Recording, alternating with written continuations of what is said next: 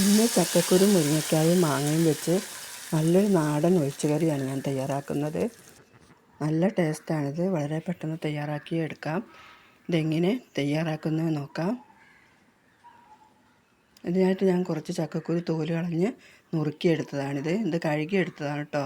ഒരു ചട്ടിയിലേക്ക് മാറ്റി അതിലേക്ക് ഒരു അര ടീസ്പൂൺ മുളക് പൊടി, ഒരു 1/4 ടീസ്പൂൺ മഞ്ഞൾപ്പൊടിയും ചേർത്ത് ആവശ്യത്തിനുള്ള വെള്ളം ഒഴിച്ച് ഇതൊന്ന് വേവിച്ചെടുക്കാം.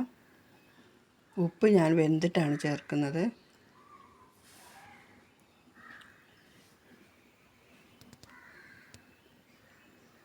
നമുക്കിത് വേവിച്ചെടുക്കാം.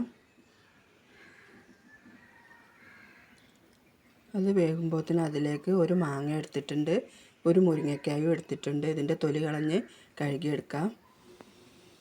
നമ്മൾ ചക്കക്കുരുവൊക്കെ നല്ലോണം വെന്തിട്ടുണ്ട്. ഞാൻ ഇടയ്ക്ക് തുറന്നൊന്ന് ഇളക്കി കൊടുത്തിരുന്നു. ഇത് നല്ലപോലെ ഒന്ന് ഉടച്ചെടുക്കാം. മാങ്ങയും മുരിങ്ങയ്ക്കായൊക്കെ ഇട്ട് ഉടയ്ക്കുമ്പോൾ അത് ഉടഞ്ഞു പോകും. അതുകൊണ്ട് ചക്കക്കുരു മാത്രം നല്ലപോലെ ഉടച്ചെടുക്കാം.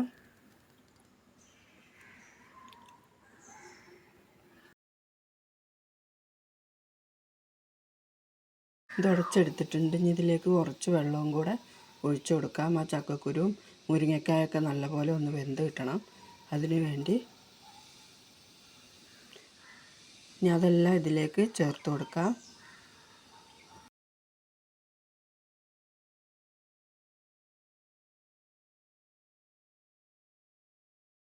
ഇതിലേക്ക് ഞാൻ 4 പച്ചമുളകും കൂടെ ചേർത്ത് കൊടുക്കുന്നുണ്ട്. അതുകൊണ്ടാണ് ഞാൻ എരിവ് കുറച്ചിട്ടത്, മുളക് പൊടി. ഇനി ആവശ്യത്തിനുള്ള ഉപ്പും ചേർത്ത് ഒന്ന് ഇളക്കി യോജിപ്പിച്ച് കൊടുത്തതിന് ശേഷം നമുക്കിതൊന്ന് ഒന്നുകൂടെ വേവിച്ചെടുക്കാം.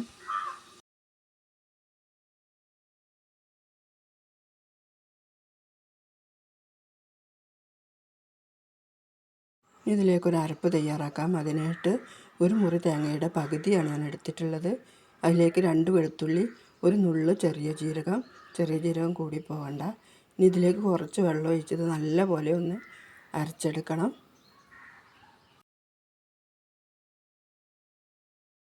ഇനി നമ്മുടെ കറി ആയോ നോക്കാം. കറി ഇടയ്ക്കൊക്കെ തുറന്നൊന്ന് ഇളക്കി കൊടുക്കണം, അല്ലെങ്കിൽ ചട്ടി ആയതുകൊണ്ട് അടിയിൽ പിടിച്ചു പോകും.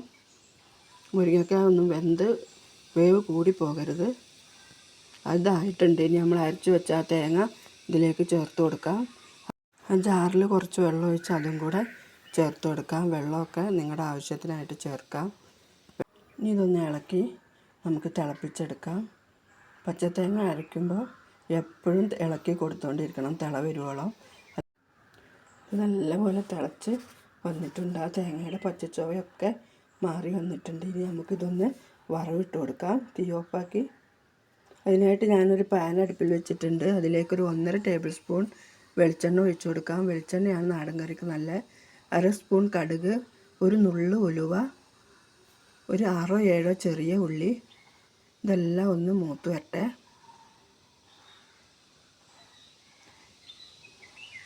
ഇതൊന്ന് മൂത്ത് വരുമ്പോൾ ഇതിലേക്ക് ഒരു 2 ഉണക്കമുളക് മുറിച്ചെടുത്ത് ചേർത്ത് കൊടുക്കാം.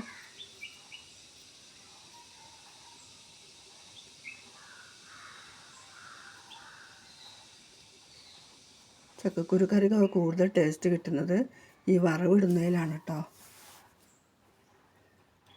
ഇതിലേക്ക് കുറച്ച് കറിവേപ്പിലയും കൂടെ ചേർത്ത് കൊടുക്കണം.